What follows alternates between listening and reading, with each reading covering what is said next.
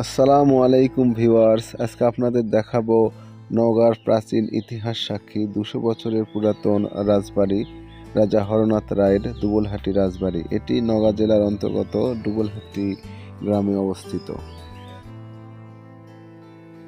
তো বন্ধুরা, এই প্রাসাদটি উত্তরমুখী। প্রাসাদটি মধ্যস্থলে সুউচ্চ একটি অর্ধবৃত্তাকার একটি প্রবেশদ্বার রয়েছে। আমি তার মধ্য দিয়ে এখন প্রবেশ করার চেষ্টা করব।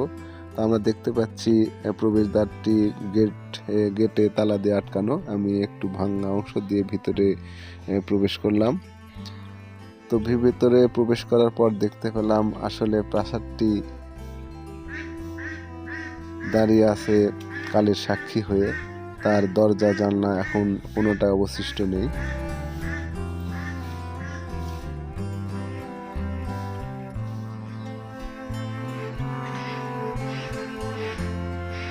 আমরা ধীরে ধীরে সম্পূর্ণ প্রাসাদটি আপনাদের দেখানোর চেষ্টা করব।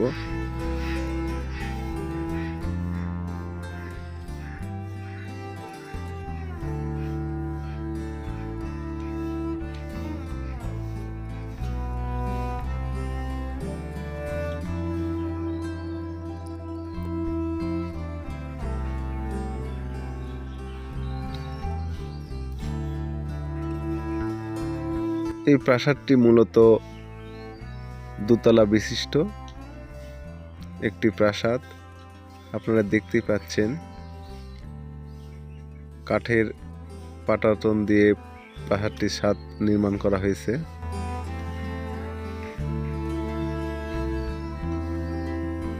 তো এখন আমরা দ্বিতীয় তলায় ওঠার চেষ্টা করব। দ্বিতীয় তলা ওঠার জন্য একটি সুন্দর সিঁড়ি রয়েছে, আমরা সেটি বেয়ে উপরে ওঠার চেষ্টা করছি।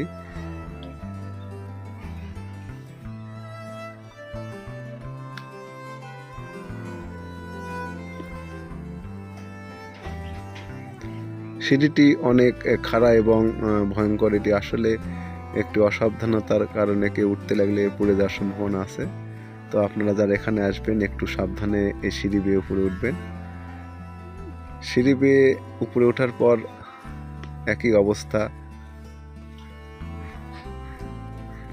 পুরো প্রাসাদটি একটি ধ্বংসস্তূপ।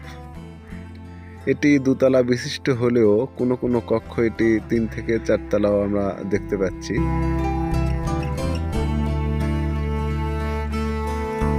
আমরা একেবারে দোতলার যে ছাদ সেখানে ওঠার চেষ্টা করব সিঁড়ি বেয়ে।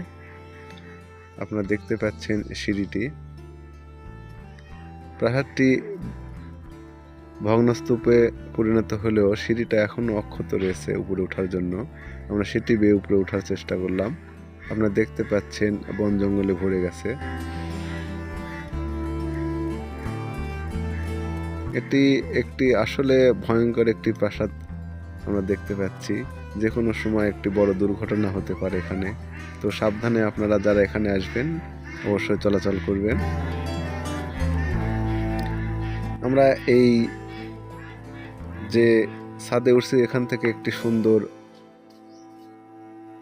মিনার বা একটি গম্বুজ দেখতে পাচ্ছি।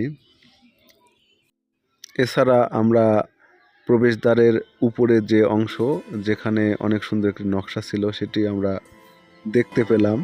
আসলে এত সুন্দর একটি প্রাসাদ এখনো ধ্বংসস্তূপ হওয়ার ফলেও এখানে অনেক পর্যটক আমরা দেখতে পাচ্ছি। যদি এটি সংরক্ষণ করে রাখা যেত তাহলে আমাদের একটি জাতীয় সম্পদ হিসাবে এটি এখনো আমরা ব্যবহার করতে পারতাম। যা হোক,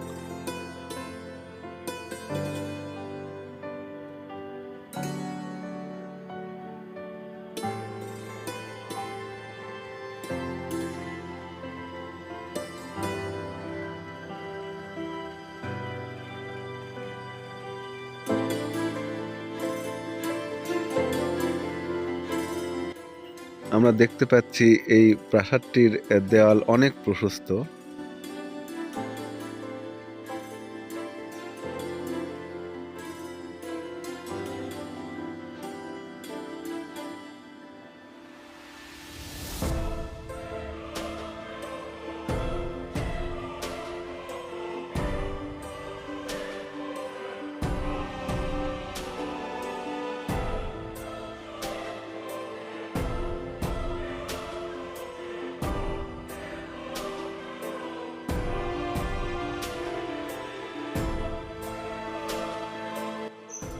এই রাজপ্রাসাদটি পশ্চিম ও পূর্ব প্রান্তে কিছু অংশ এবং সমগ্র দক্ষিণ দিক সুউচ্চ প্রাচীর দ্বারা পরিবেষ্টিত।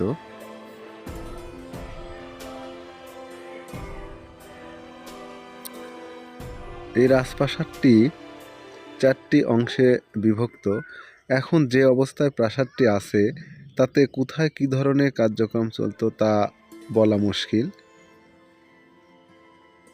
পুরো রাজপ্রাসাদটি ঘুরে দেখার পর মনে হলো এটি যখন তৈরি করা হয় অনেক জাঁকজমকপূর্ণ এবং ব্যয়বহুল প্রাসাদ হিসাবে তৈরি করা হয়, কারণ এর কারুকার্য যা অবশিষ্ট এখনও আছে তা দেখে আপনারা দেখেও বিস্মিত হয়ে যাবেন। তো বন্ধুরা, যারা এরকম নিদর্শন এবং ঐতিহাসিক স্থাপনা দেখতে ভালোবাসেন তারা আমার চ্যানেলটি সাবস্ক্রাইব করে আমার সঙ্গেই থাকবেন।